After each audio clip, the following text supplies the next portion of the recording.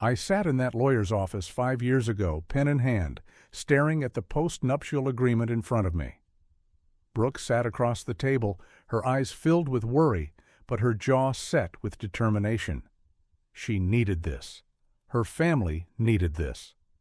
And because I loved her more than I cared about money, I signed without hesitation. The ink had barely dried when she squeezed my hand and promised that this piece of paper would never come between us. I believed her. I had no idea that same document would become the shield that saved me from the woman I thought I would spend forever with. Before I tell you how a piece of paper saved my life, let me know where you are watching from.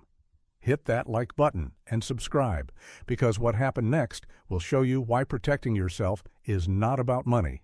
It is about self-respect. Now let me take you back to where it all began. I met Brooke at a tech conference 3 years before we got married. I was there representing a small startup. I was freelancing for setting up their booth and demonstrating some software I had helped develop. She walked past wearing this navy blazer that screamed executive, but when she stopped to ask about our product, her smile was genuine and warm. We talked for 20 minutes about data encryption before I even realized I had forgotten to eat lunch. Brooke was the marketing director at her family's investment firm. Her grandfather had started the company back in the 70s, and it had grown into something substantial. She had a trust fund that I learned about much later, worth a few $1,000,000. But that first day, I just saw a woman who laughed at my terrible jokes about coding and who actually understood what I did for a living. I was a software engineer freelance, mostly working on projects for different companies. My income was decent, probably around $80,000 a year, enough to live comfortably in my one-bedroom apartment and save a little. I drove a 10-year-old Honda and thought Olive Garden was fancy dining. Brooke never made me feel less than not in the beginning. We started dating 2 weeks after that conference. She would come to my apartment and we would order pizza and watch movies. I would go to her place, a beautiful condo downtown that she owned outright, and cook dinner for her. She said my spaghetti was better than any restaurant. I loved making her happy. When I proposed to her after 2 years, I did it at the park where we had our first real date. Nothing fancy, just me on one knee with a ring I had saved 6 months to buy. She cried and said yes before I even finished asking. We planned a future together. Kids, maybe a dog, definitely a house with a yard someday. Simple dreams. The wedding was 8 months later. Her family insisted on paying for everything, and I mean everything. The venue alone cost more than I made in a year. 200 guests, open bar live band flowers that probably cost more than my car. I felt uncomfortable with the extravagance, but Brooke said it made her parents happy, so I went along with it. I wore the tuxedo they rented for me and smiled in pictures with people I had never met. The first 6 months of marriage were good. We lived in her condo, which made sense since my apartment was tiny. I contributed what I could to groceries and utilities. Brooke never complained. We would stay up late talking about starting our own business together, someday combining her marketing expertise with my technical skills. She made me feel like we were partners in every sense. Then her parents called a meeting. We sat in their living room, which was bigger than most houses, and her father explained that Brooke was about to receive a significant inheritance from her grandmother's estate. Another $2 million would be added to her trust fund. Their lawyer had advised that we sign a post-nuptial agreement to protect the family assets. I watched Brooke's face as her father talked. She looked mortified, her cheeks flushed red. When her parents left us alone to discuss it, she started apologizing before the door even closed. I am so sorry. I did not know they were going to do this. We do not have to if you do not want to. I took her hands in mine. I understood, I really did. It was not about trust between us, it was about protecting what her family had built over generations. I told her I would sign it. Her relief was immediate. She hugged me tight and whispered that she loved me, that this did not change anything between us. The meeting with the lawyers happened the following week. The agreement was straightforward. In the event of divorce, each party would retain their separate property. Anything I earned or built would be mine. Anything she inherited or owned would be hers. No commingling of assets. Clean and simple. I signed on the dotted line without reading all the fine print. The lawyer actually paused and suggested I take time to review it with my own counsel. I waved him off. What was the point? I loved Brooke. We were going to make this marriage work. This was just a formality to make her family feel secure. Brooke held my hand as we left the lawyer's office. She promised me that this piece of paper would never matter because we would never need it. I believed her completely. The changes started small, so small I almost missed them at first. A few months after we signed the Post-Nup, Brooke started making little comments about my career. We would be having dinner, and she would mention an article she read about software engineers making six-figure salaries at big tech companies. Did I ever think about applying to Google or Amazon? Maybe I should be more ambitious with my career goals. I brushed it off initially. She was just trying to encourage me. Right. But then we went to a dinner party with some of her friends from college. These were people who worked in finance, owned their own businesses, drove cars that cost more than I made in 3 years. When someone asked what I did, Brooke jumped in before I could answer. He is in tech, still figuring things out. Still figuring things out. Like I was some kind of work in progress. I had been a professional software engineer for 8 years at that point. I had built applications that thousands of people used daily. But to her friends in that moment, I was just someone who had not figured it out yet. I did not say anything in the car on the way home. Brooke chatted about how nice the evening was, completely oblivious to the fact that she had just diminished everything I had accomplished. Or maybe she knew exactly what she was doing. The comparisons started after that. Her friend Madison's husband had just made partner at his law firm. Her cousin's boyfriend had started a cryptocurrency company that was blowing up. Why was not I doing something bigger? Something that matched her lifestyle? One night, about a year after we signed the Post-Nup, we were lying in bed, and she brought up buying a house. She had been looking at properties in the suburbs places with 5 bedrooms and 3-car garages. I got excited until she said we would need to wait until I could contribute more substantially to the down payment. I reminded her that I contributed what I could every month. She patted my arm like I was a child who had just said something cute but naive. I know you do your best. I just mean we need to wait until you are making real money. Real money. As if what I made was just play money. Monopoly bills. Something that did not actually count. A year after we signed the Post-Nup, Brooke's inheritance came through. $2 million deposited into her personal account. She took me to dinner at an expensive steakhouse to celebrate. Over $100 steaks, she told me she had decided to buy a penthouse downtown. She showed me pictures on her phone. It was beautiful, I had to admit. Floor-to-ceiling windows, rooftop terrace, marble everything. That sounds amazing. When do we go look at it? She smiled, but it did not quite reach her eyes. I already put in an offer. It was accepted this morning. I put down my fork. You already bought it, without talking to me about it. Her expression shifted defensive now. It is my money, Ricky. The Post-Nup makes that clear right. This is a good investment for me. For me, not for us, for her. I sat there trying to process the fact that my wife had just purchased $1 million property without even mentioning it to me beforehand. She kept talking about square footage and property values and how it was important to diversify her portfolio. I stopped listening somewhere around the time she mentioned the private elevator. We moved into the penthouse 3 months later. It was stunning, everything top of the line. My name was not on the deed, obviously. I was just living in my wife's house, sleeping in my wife's bed, cooking in my wife's kitchen. Everything belonged to her, and she made sure I never forgot it. The distance between us grew wider. Brooke started taking trips with her girlfriends to places I had only seen in movies. Turks and Caicos for a week, 2 weeks in the south of France, a girl's trip to Dubai. She would come back tan and relaxed while I had been working 60-hour weeks trying to build up my freelance business. When I asked if I could join her on the next trip, she wrinkled her nose. These are girls' trips. Besides, you would not really enjoy it. It is a lot of shopping and spa days. Not really your thing. Our second anniversary came and went with barely an acknowledgement. I had planned a nice dinner at the restaurant where I proposed. I made reservations weeks in advance. The morning of our anniversary, Brooke casually mentioned she was leaving for Santorini that afternoon with Madison and some other friends. She had forgotten our anniversary completely. I spent that evening alone in her penthouse eating takeout and wondering when exactly I had become so invisible to the woman I married. I poured myself into work because it was the only place I felt like I had any value.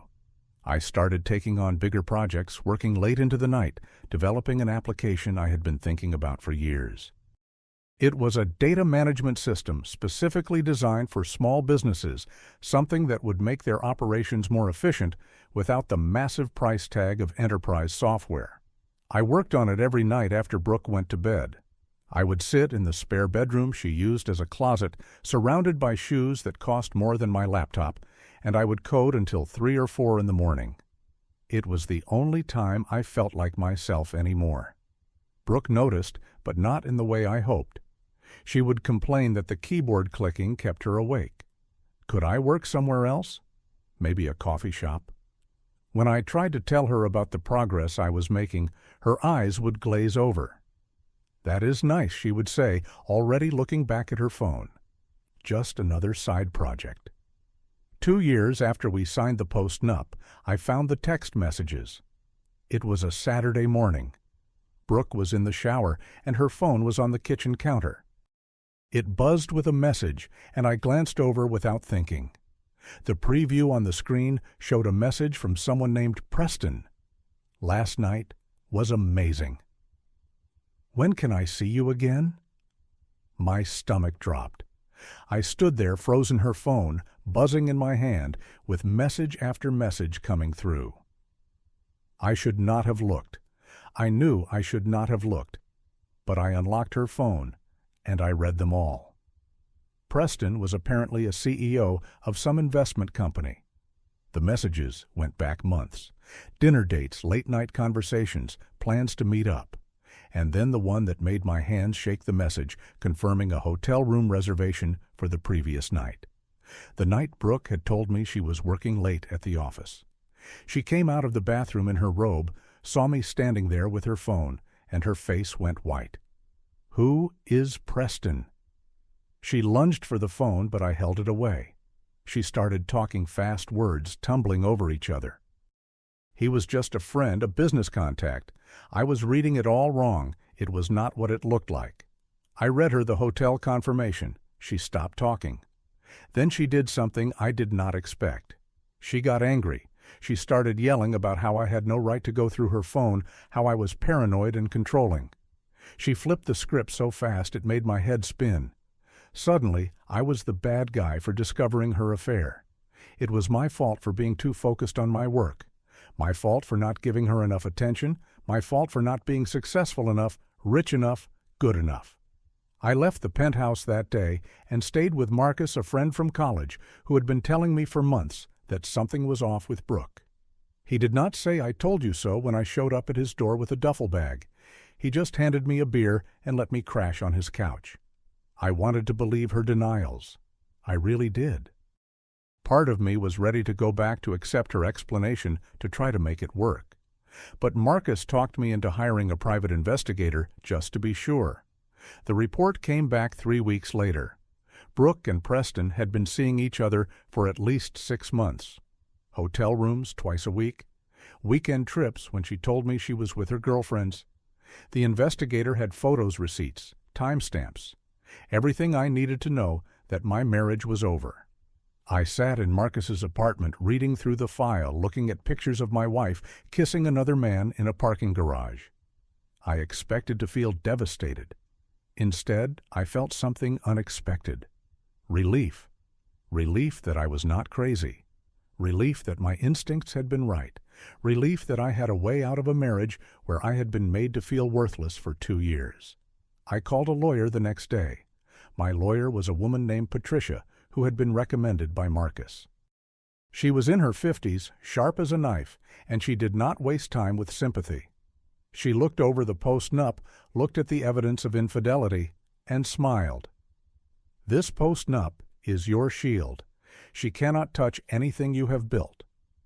I filed for divorce that week. The process server found Brooke at her office. Marcus told me later that she called him crying, asking if he knew where I was begging him to have me call her. He told her I would contact her through my lawyer. She showed up at Marcus's apartment 2 days later.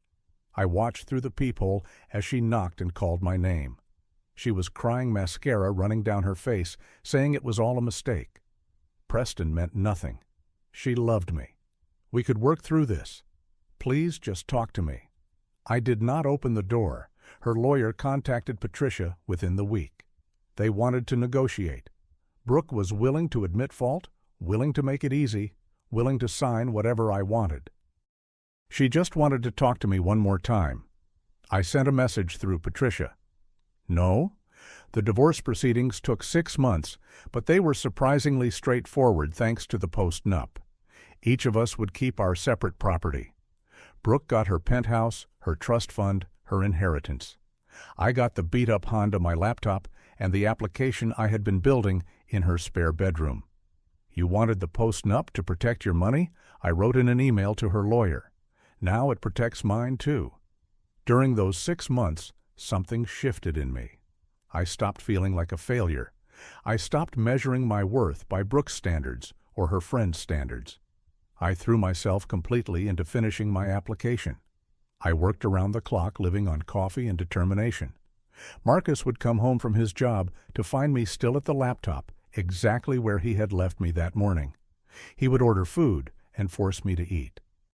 He introduced me to some of his contacts in the tech industry. One of them looked at what I was building, and his eyes lit up. 3 months after I filed for divorce, a mid-sized software company reached out. They wanted to buy my application. We negotiated for weeks. They started at $800,000. I countered at one point $5 million. We settled at $1,200,000. I remember getting the news while sitting in a coffee shop. Patricia called to tell me the sale had gone through and the money would be wired to my account within 48 hours. I sat there staring at my phone, this device that used to show me pictures of my wife with another man, and I started laughing. Not bitter laughter. Genuine, relieved, slightly hysterical laughter. The barista asked if I was okay. I told her I was better than okay. I used that money to start my own company. I hired a small team of developers who were as hungry as I had been. We worked out of a cramped office space that Marcus helped me find. We built custom software solutions for small and medium businesses, the kind of companies that could not afford the big enterprise systems but needed something better than spreadsheets. The business grew faster than I could have imagined. Within a year, we had 20 employees. Within 2 years, we had contracts with companies across the country. We were profitable, expanding, making a real impact. I bought a house. Not a penthouse, not a mansion. Just a nice 3-bedroom house in a good neighborhood with a yard where I could picture getting that dog I had always wanted. My name was on the deed. Mine alone. It felt better than any penthouse ever could. The divorce was finalized 4 years after I had signed that Post-Nup. I heard through mutual acquaintances that Brooke had invested heavily in Preston's company. Some blockchain venture that sounded impressive but had no real foundation. The company folded within 18 months. She lost over $1 million. Preston moved on to his next mark. Brooke was left with a penthouse she could barely afford the maintenance fees on and a trust fund that was significantly smaller than it had been. Her parents, disappointed in her choices, had reduced her monthly allowance. She had to actually work for a living now. I did not feel any satisfaction in her losses. I did not feel anything at all, really. She was just someone I used to know. 5 years after I signed that Post-Nup, my company was valued at close to $10 million. We had just landed a major contract with a national retail chain. I was sitting in my office, which had actual walls now, and a door that closed when my assistant brought me a stack of mail. Among the bills and business correspondence was a letter from a law firm I did not recognize. I opened it, expecting some kind of solicitation. Instead, I found a letter from Brooke's new lawyer. The letter claimed that the Post-Nup had been signed under duress, that I had pressured Brooke into it, that her family had coerced her, that it should be nullified and our assets should be divided equitably, taking into account the support and connections she had provided during our marriage that had contributed to my current success. I read it twice to make sure I was understanding correctly. Brooke was trying to rewrite history. She was claiming that my success was somehow because of her, because of the connections she had provided, the support she had given. The same woman who had called my work a side project, who had made me feel worthless for not making real money, who had cheated on me and blamed me for it. Now she wanted a piece of what I had built. I forwarded the letter to Patricia. She called me within an hour, and I could hear the smile in her voice. "Do you want the long response or the short response short?" I said. "She can go to hell." The Post-Nup was signed willingly by both parties with legal counsel present. You have documentation of her infidelity. You built your company after the separation. She has no claim to anything. I will draft a response that makes this very clear. The long response, Patricia laughed. The long response is the same, just with more legal jargon and a bill for my time. Patricia sent a response that was professional but firm. The Post-Nup was valid and enforceable. Brooke had no claim to any assets I had acquired after our separation. If she wished to pursue this matter in court, we would be happy to present evidence of her infidelity and the timeline of my business development, which clearly showed no connection to our marriage. We never heard back from her lawyer. But I did get an email from Brooke herself a few weeks later.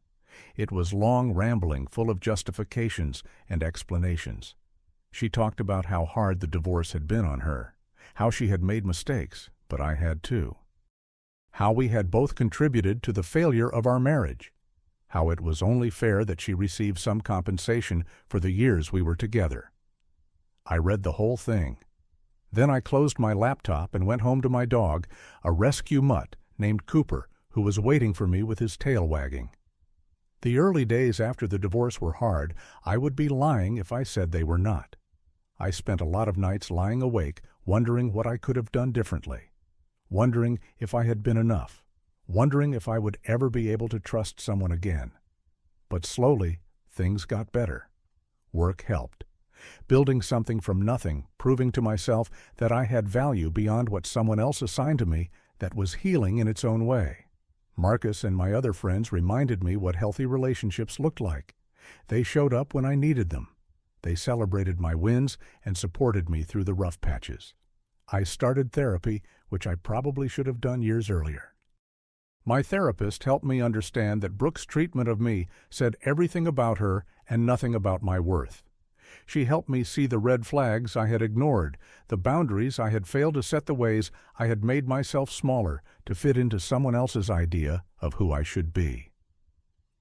I learned to love myself again, not the version of myself that Brooke had wanted me to be, the actual me, the guy who would rather code than go to fancy parties, who thought a perfect night was pizza and a movie, who measured success by the problems I could solve, not the size of my bank account. I am dating again now, taking it slow. I am honest about what I am looking for and what I am not. I have boundaries that I actually enforce. I know my worth, and I do not compromise on it anymore. Sometimes people ask me if I am bitter about what happened with Brooke. The honest answer is no. I am grateful. That Post-Nup that was supposed to protect her money ended up protecting something far more valuable. It protected my future. It protected my self-respect. It gave me a clean break from someone who saw me as less than. When I look back at that day in the lawyer's office, signing that agreement without hesitation, I see it differently now. I thought I was signing it because I loved Brooke. But really the universe was looking out for me, making sure I had an exit route from a relationship that was always going to end badly. Brooke thought that piece of paper would shield her wealth from me. She never considered that it would shield me from her, that it would make it impossible for her to claim any part of what I built after she had torn me down, that it would be the proof I needed that I owed her nothing. The other day I drove past that penthouse building downtown. I felt nothing. No anger, no sadness, no longing. Just a mild curiosity about whether she still lived there or if she had been forced to downsize. I kept driving to my house where Cooper was waiting, where my life was exactly what I had built it to be. Simple, honest, mine. Looking back now, I realized that Post-Nup was not just a legal document. It was a mirror that eventually showed both of us who we truly were. She thought it would protect her wealth. Instead, it protected my dignity.